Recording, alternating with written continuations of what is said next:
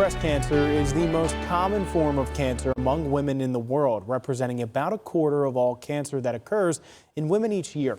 October is Breast Cancer Awareness Month. Tonight, WMAR News' Kelly Swoop is showing us how it can happen to anyone.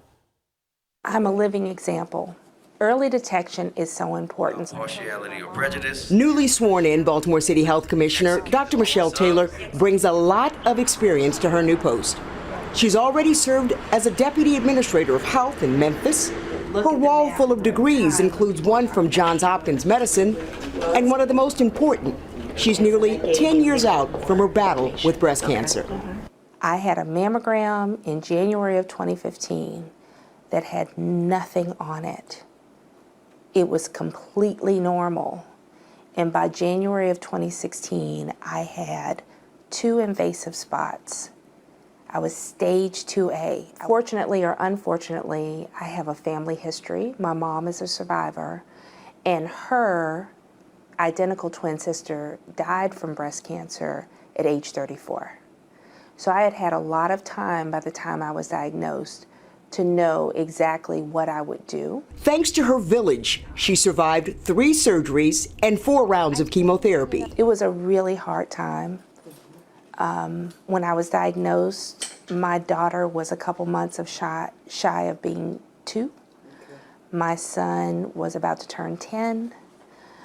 And all of these plans that I had for where I was going to take my career got put on hold so that I could fight for my life and be around to raise my children.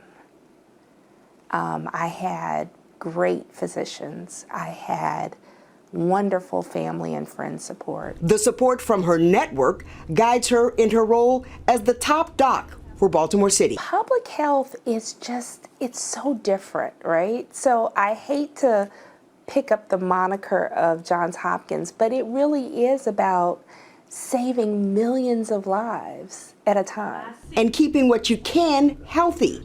Dr. Taylor has this message from her brush with breast cancer. One thing about having a lot going on is you have to be intentional about taking care of yourself. And at that time in my life, I was not being intentional about that.